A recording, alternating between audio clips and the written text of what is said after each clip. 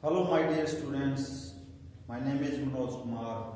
I welcome you to online classes, Advanced Senior Secondary School, Mundhal, Bhiwani. Today we are going to start भूगोल कक्षा 12, जिसका नाम है मानव भूगोल के मूल सिद्धांत। लास्ट ईयर 11th स्टैंडर्ड में आपने पढ़ी थी भौतिक भूगोल के मूल सिद्धांत। अब आप इस साल पढ़ेंगे 12th क्लास में मानव भूगोल के मूल सिद्धांत। तो आइए, फर्स्ट चैप्टर है मानव भूगोल, प्रकृति एवं विषय वस्तु। थोड़ा सा रिमाइंड करेंगे हम, भूगोल क्या है। आंसर है इसका, यह ऐसा शास्त्र है जिसमें पृथ्वी तथा उससे जुड़े पक्षों का वर्णन किया जाता है। पृथ्वी तथा उससे जुड़े पक्ष, दो वर्ड यहाँ पे हैं, उनका वर्णन भूगोल में होता है। फादर ऑफ ज्योग्राफी इरेटोस्थनीज, यूनान के विद्वान, ज्योग्राफर, राइटर, जिनका समय रहा है 276 से 194 ईस्वी पूर्व। वापिस कमिंग टू द मानव भूगोल। मानव भूगोल क्या है, इसकी परिभाषाएं क्या हैं। मानव भूगोल मानव समाजों और धरातल के बीच संबंधों का संश्लेषित अध्ययन है। ये किसने कोट किया है बच्चों? रेटजेल।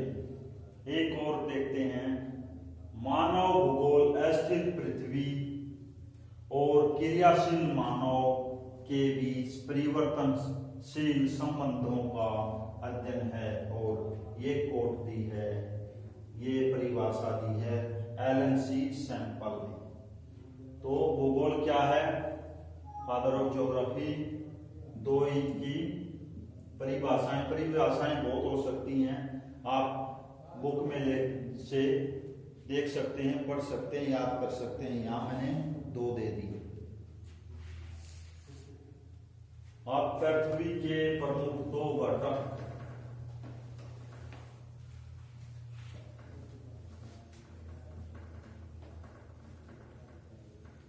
पृथ्वी के दो घटक पढ़ेंगे।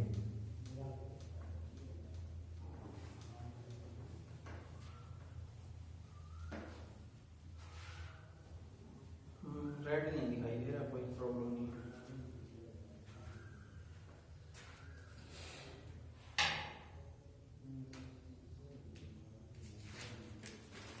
पृथ्वी के दो प्रमुख घटक,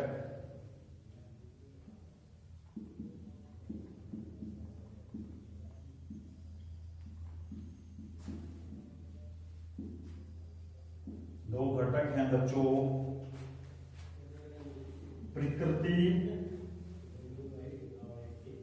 प्रकृति के अंदर भौतिक पर्यावरण,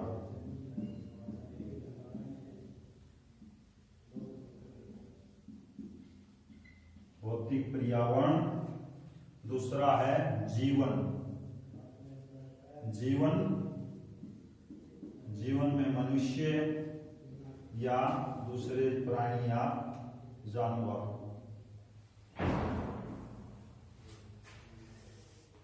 भौतिक पर्यावरण हमारे आसपास भूमि, मृदाएं, भू आकृति,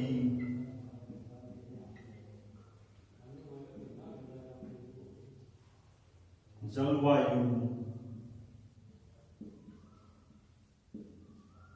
वनस्पति,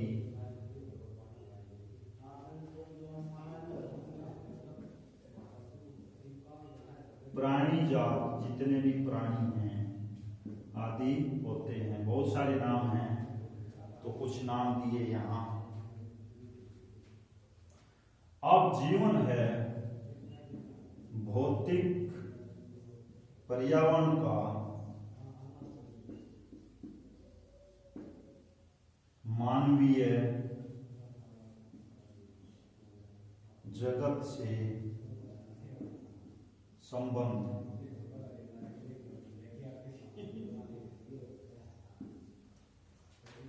तो दो घटक मैंने बताए यहां, प्रकृति, दूसरा जीवन।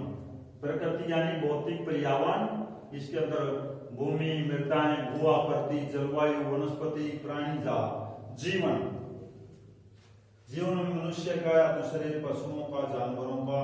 अब क्या है? भौतिक पर्यावरण का मानवीय जगत से संबंध। भौतिक पर्यावरण का किस तरह से दोहन होता है, इस्तेमाल होता है।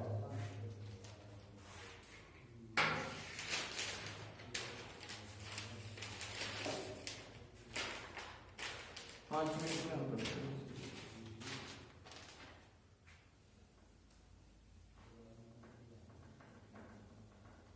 आगे है मानव भूगोल का मुख्य उद्देश्य।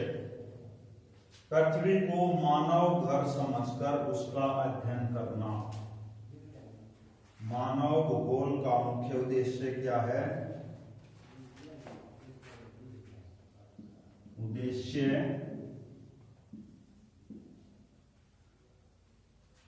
पृथ्वी को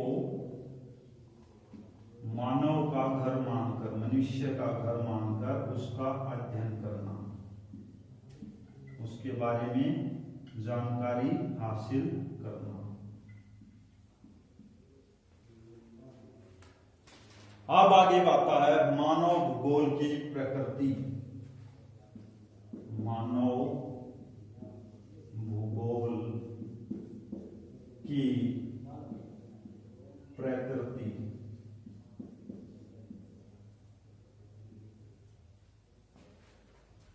इंग्लिश में मानव भूगोल, ह्यूमन ज्योग्राफी। इसमें आप देखेंगे मानव भूगोल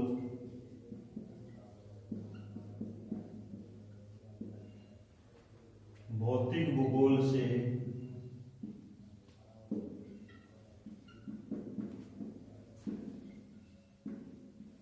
अंतर संबंधों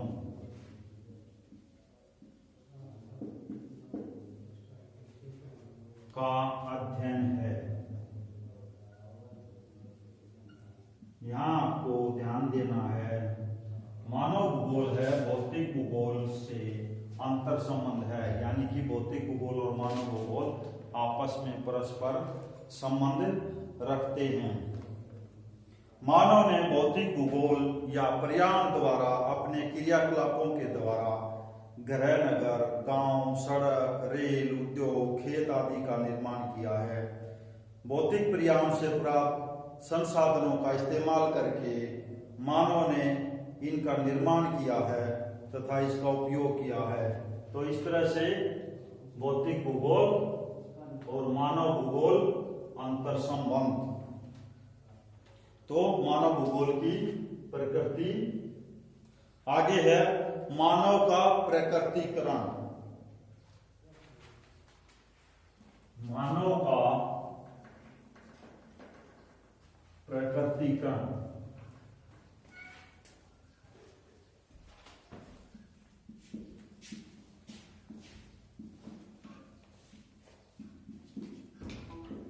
इसमें हम पढ़ेंगे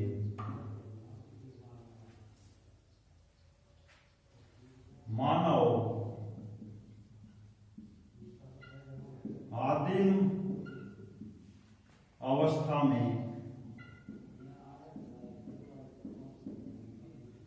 प्रकृति का इस्तेमाल करके मानव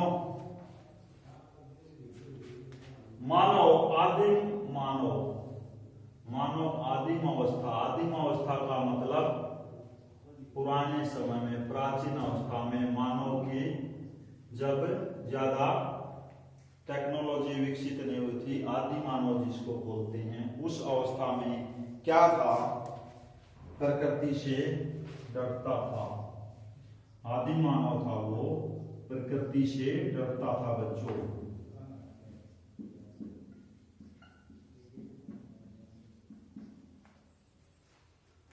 और इस डर की वजह से वह प्रकृति की पूजा करता था।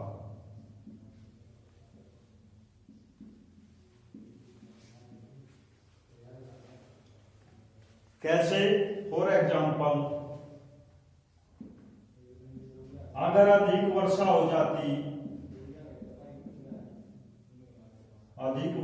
जाती तो मानव क्या सोचता था? अगर अधिक वर्षा हो जाती तो मानव क्या सोचता था कि ईश्वर का प्रकोप है, ईश्वर का प्रकोप मानता था। अधिक वर्षा न होने पर भगवान नाराज हो जाता है। बिजली कड़कने पर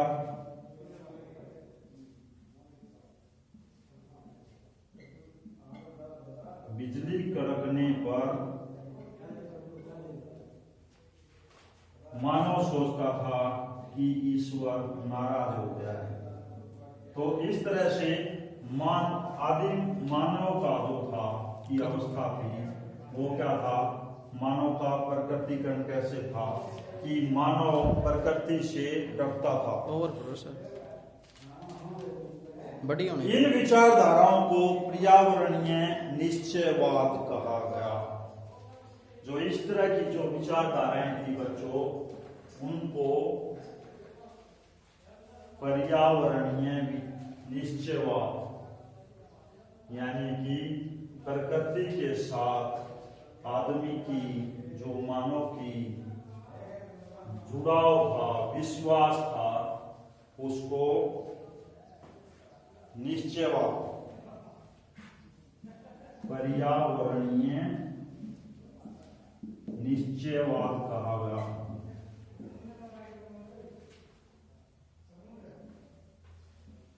निश्चयवाद कहा गया।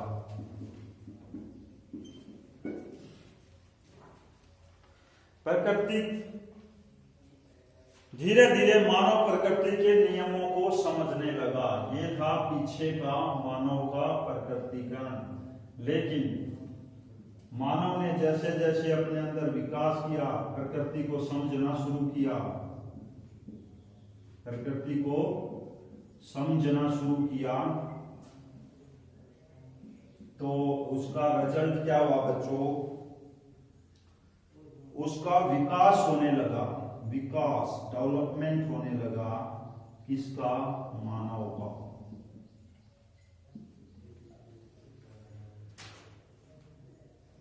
प्रकृति के नियमों को समझने लगा। नियमों को समझने से क्या हुआ? मानव ने प्रौद्योगिकी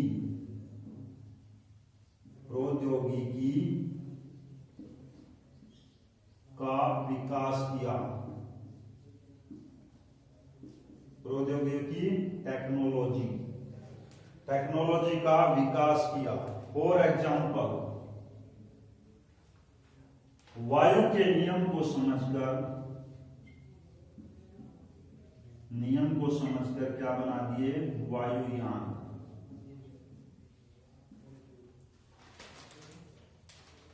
इस तरह से आदमी का जो प्रकृतिकरण था डेवलप हुआ।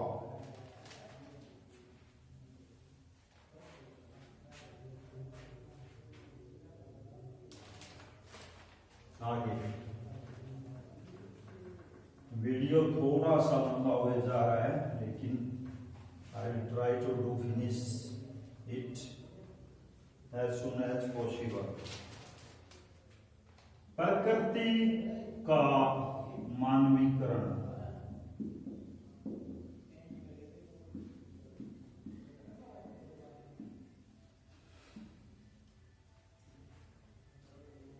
पहले था, हमने पढ़ा था मानव का प्रकृतिकरण, लेकिन अभी प्रकृति का मानवीकरण, उल्टा। प्रौद्योगिकी का विकास हुआ, प्रौद्योगिकी डेवलप हुई। इसका रिजल्ट क्या हुआ?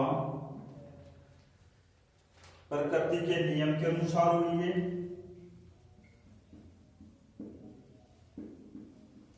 प्रकृति के नियम अनुसार प्रौद्योगिकी का, टेक्नोलॉजी का विकास हुआ। इससे क्या होगा, जीवन इजी हो गया, लाइफ लिविंग स्टैंडर्ड था वो इजी हो गया, सरल हो गया। और क्या हो गया, मुश्किल काम आसानी से करने लगा, मुश्किल काम सरल हो गए, आसानी से होने लगे।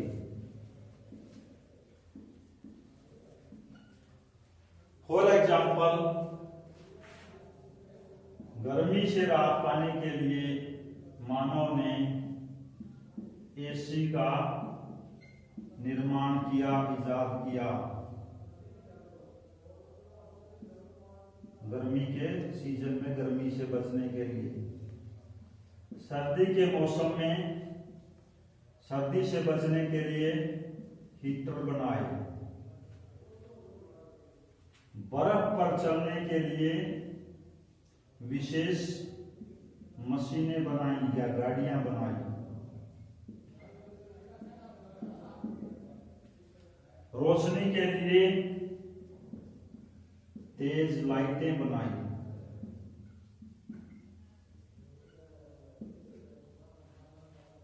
विद्वानों ने बच्चों इन सब चीजों को मानव प्रकृति का मानवीकरण को क्या कहा, संभववाद।